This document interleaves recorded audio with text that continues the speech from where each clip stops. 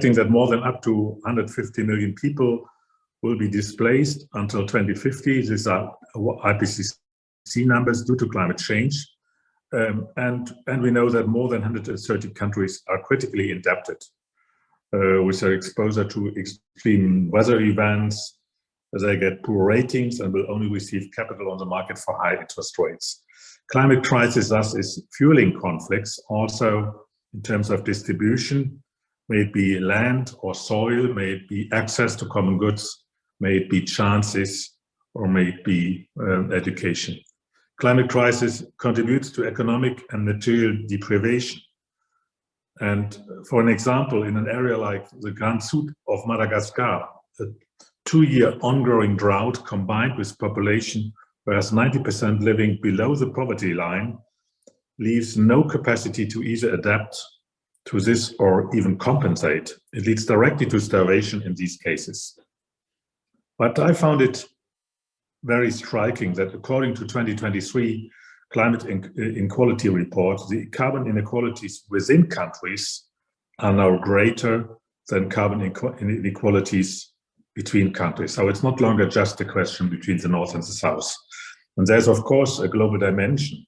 The wealthiest 10% of the world's population are responsible for more than half of the CO2 emissions. The richest 1% alone for 50% of emissions. These are the ones that have, of course, the financial possibilities to adapt to more difficult environments, if affected at all.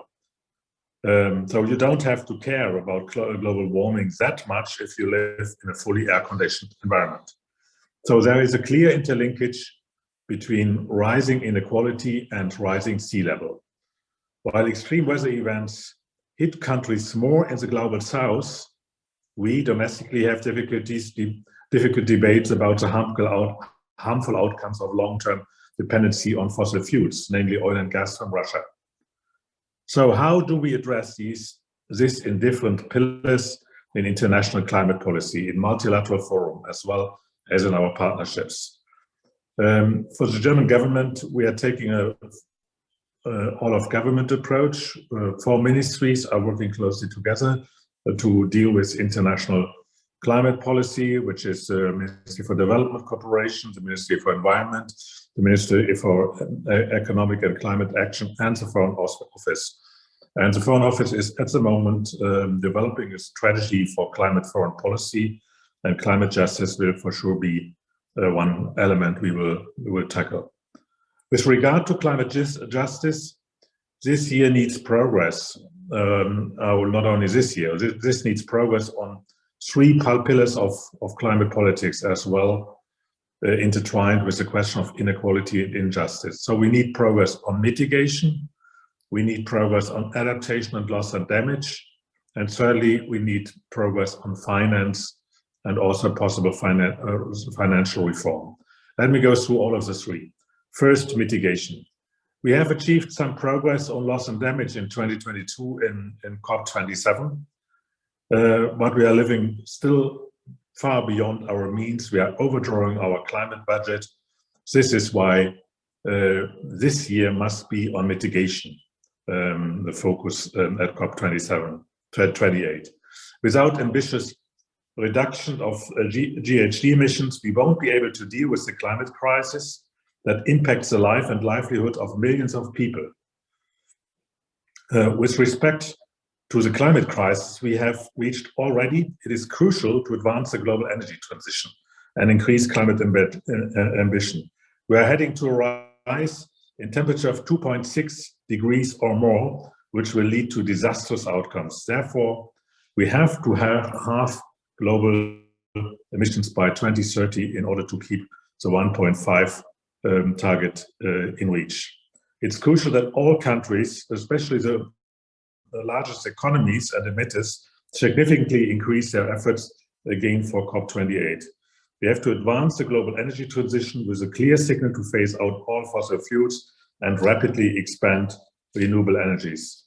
So that's all part of climate justice. We have done so in the German government to some extent. We have set our targets for -60% by 2030 and to become carbon climate neutral by 2045, and as part of our reaction also on the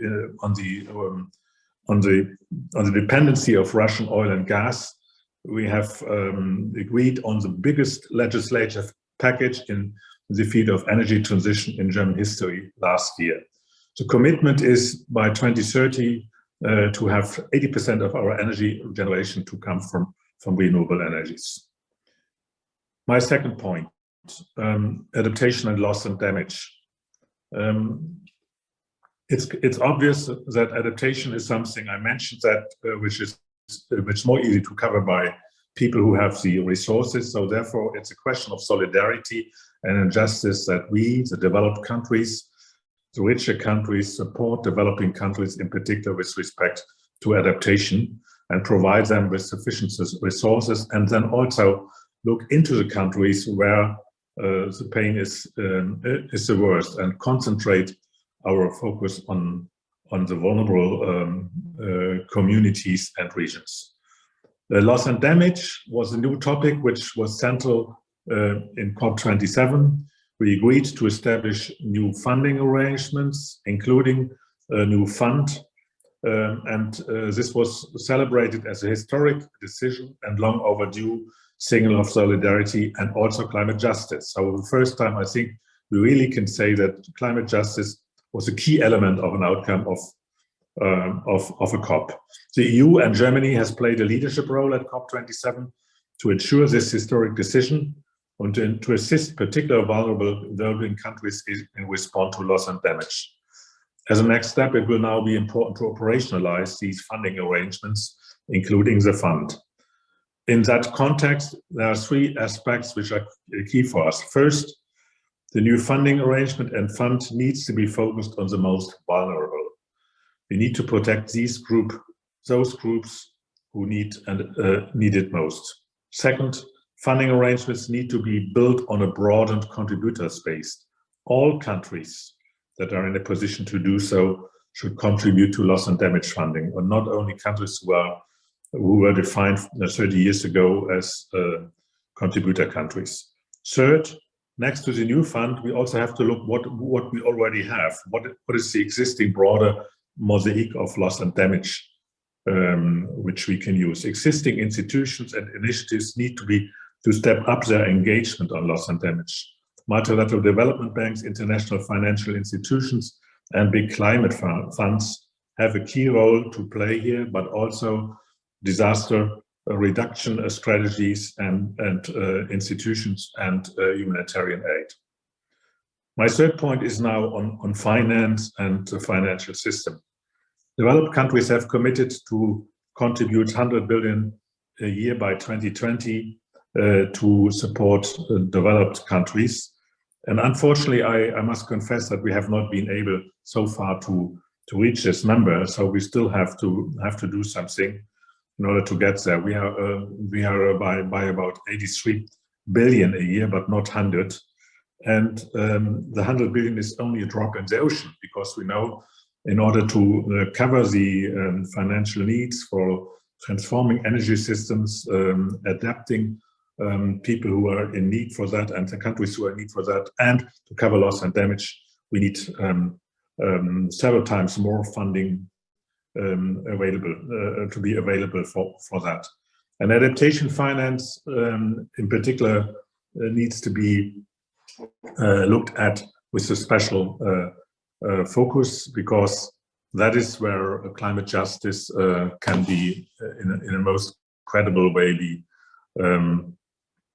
be demonstrated. But we know that all that is not enough. We are increasingly realizing that the international financial system at large needs a reform. Most of the financial flows currently takes the form of loans, and thus with the potential to enhancing developing countries' burdens. This constrains necessary investments to achieve the transition towards a low-carbon, climate-resilient economies, let alone addressing loss and damage. Today, we know that solar energy is by far the cheapest energy in general, but if we go to developing countries, in many developing countries, it's not true simply because of the cost of capital, which is way higher in developing countries. We know from African countries that interest rates for investments in photovoltaics can be 5 times higher than they are here. For example, Sri Lanka, a country particularly vulnerable to storm surges, coastal erosion, and the impacts of extreme weather events, has to pay interest rates of $4.4 billion until 2028, compared to the government revenues around $7 billion at the same time. So in that case, it's not possible for countries in a situation like this to invest in a sufficient way in resilience. The Bridgetown Initiative was launched by Prime Minister Barbados last year, and it has created a lot of excitement and attention. It identified possible solutions to mobilize finance for climate and development objectives. Suggestions include using the IMF special drawing rights to drive private investment into climate mitigation, widening access to concessional finance for climate vulnerable countries, expanding multilateral development bank lending by increasing MDB's risk appetite, and suspending debt services following disasters and pandemics. And there's a number of more ideas coming up here and there. And President Macron has invited for a summit in June in order to discuss these topics. These suggestions are therefore food for thought on how to address the challenges that lie ahead, and they received already a high level of attention at the International Climate Conference in November last year in Sharm el-Sheikh. And I think addressing those questions is one of the questions we need to address when we want to implement climate justice. Coming to a close, climate justice as a principle has to take into account 2 main principles: ambition and solidarity. On ambition, leadership through ambition, especially when it comes to mitigation to phase out fossil fuels, and in particular for countries who are able to do so in the global north. The European Union has agreed on the European Green Deal, has implemented Fit for 55, and is now looking at how to increase its climate target by 2040 in order to achieve climate neutrality by 2050. On solidarity, I already mentioned the need to mobilize finance for mitigation and adaptation for those countries in need. But we also need to look how we can address the issue of loss and damage. And I think in particular here, the reform of the financial system is something to be discussed and to be considered in order to make available the scale of investments in renewables and resilience which is needed, mobilize the World Bank and other development banks to play a crucial role in supporting these new mechanisms to turn indebtedness into investments in wind and solar, as well as in security mechanisms. Within societies, a just transition has the potential for building resilience to support the most vulnerable and for creating security under geopolitical challenging circumstances. Just transition is a pathway to carbon neutral prosperity and development at the same time, addressing social consequences of the transition together with the transition as such, and a strategy to build future resilience. The transition will only be accepted if just is not overturned by transition, but if it is seen in a holistic approach. That's why we push for progress in the concrete design of a loss and damage fund and for ambitious national climate policies. And we live up through our partnerships, e.g. the Just Energy Transition Partnerships, which had created some attention. That do not only have mitigation measures, but also qualitative goals like focusing, as I said, on social impacts, the labor market, when the energy sector is transformed, so that there are significant benefits for all, that there is added value on the domestic and local level, that nobody is left behind. Climate crisis is a structural crisis of our time. It cannot be addressed without taking the question of inequality into account. Moreover, these two challenges can only be solved together. Thank you very much for your attention. Thank you very much.